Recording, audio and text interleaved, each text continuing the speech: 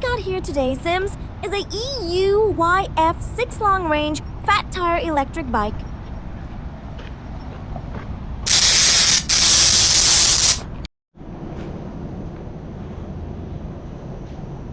Mr. BJ here is gonna test ride her from Chicagoland all the way through Indiana into this winter Midwest gloom, just so you fart knocking in cells don't have to. So, officially, she is a folding electric bike with 20x4 fat tires.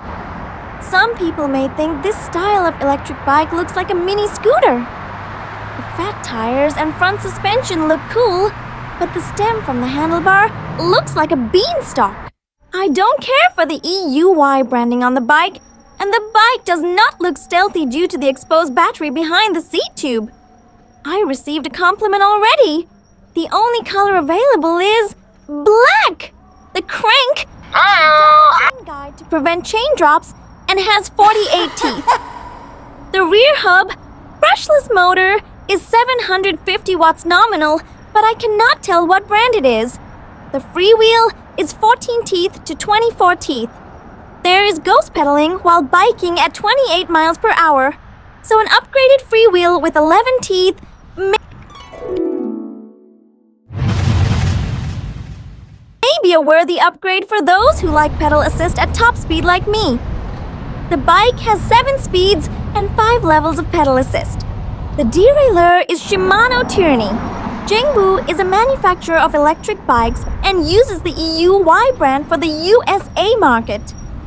From what I can tell, their customer service is in Hong Kong while manufacturing is in Foshan, China. They also carry spare batteries and are in stock as of the writing of this review. The electric bike weighs 66 pounds, which is a little on the heavy side for the e-bike world. I have not owned the bike long enough to comment on reliability, customer service, or spare parts availability. The company does not have a dealer network in the USA. The bike is feature-rich with front headlight, rear light, half-twist throttle, horn, fenders, a beefy rear rack, and an LCD display. It has throttle on demand, but no cruise control. The bike throttles up to 28 miles per hour, a nice feature since most electric bikes cut off the throttle at 20 miles per hour. A foot pump and USB charging at the LCD panel are nice surprises. The mag wheels are made of an aluminum alloy, which adds weight but eliminates broken spokes and the need to check spoke tension. The manuals are well written. Another peasant wrote in, "If you're on the fence about this, I'd go for it. I've had mine for almost a year and it's been treating me well. Though I only have about 700 miles on it, have had no problems so far. I purchased hydraulic cable actuated caliper for the front, being great for additional stopping power. Did some waterproofing with duct tape around the controller on the bottom of the battery. Handlebar has room for horn, center-mounted headlight, and phone holder. Installed cargo carriers on the beefy rear rack. You could carry your kid on this thing too. I'd pull the trigger on this one. I just got my bike 5 days ago, and I already did the same brake upgrade, front and rear. The hybrid cable, hydraulic calipers have made a huge difference in stopping power and in my own safety confidence. I am having an issue with the battery percentage indicator on the handlebar. It seems not to sync with the battery properly. The 3 LEDs on the battery seem to be the most reliable way for determining when the battery is getting low. Customer service told me that if I do a 0 to 100% charge cycle, the indicator should sync up. Does that seem to agree with anyone's experience?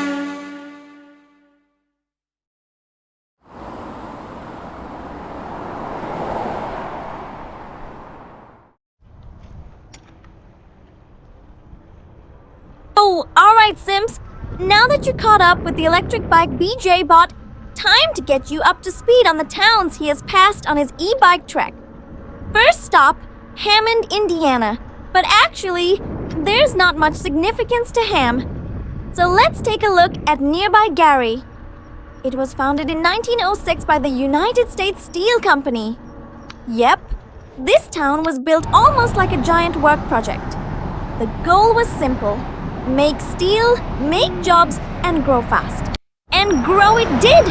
At one time, Gary, Indiana was booming with workers, families, schools, and busy streets. Steel from Gary helped build railroads, bridges, cars, and even parts of big cities across America. So when you think about the country growing taller and stronger, Gary was one of the muscles helping lift it up. And fun fact alert, Gary is the hometown of the Jackson family. That's right, Michael Jackson, the king of pop. No! Actually, the disgusting, perverted, child-loving, freak, gender-confused, degenerate pop star started right here. Imagine little Michael practicing dance moves in a small house while trains rolled by in the distance. History was literally moonwalking into the future. Now, like many factory towns, Gary faced hard times when steel jobs dropped. But here's the thing I love about this place. Resilience. People stayed strong. Artists, small businesses, and community leaders are still working to bring energy back. Gary is a reminder that towns, just like people, can reinvent themselves. All right, let's cruise a few miles south to Merrillville. If Gary was the mighty engine, Merrillville became the comfort zone. Over time, families wanted quieter neighborhoods, shopping centers, and easy highways. Moving along, Merrillville stepped up and said, "Oh, yikes! I am way behind on this narration with my bubbly, airheaded blonde ass. So let's get up to speed on our hero BJ and his journey."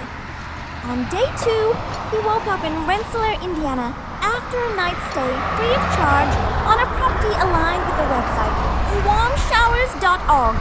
Rensselaer sits right in Jasper County, and at a first glance, it feels like classic small-town America.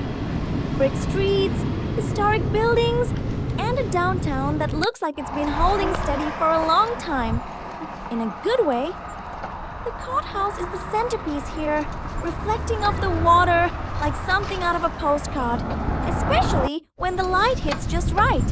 What I like about towns like Rensselaer is the pace. Nobody's in a rush.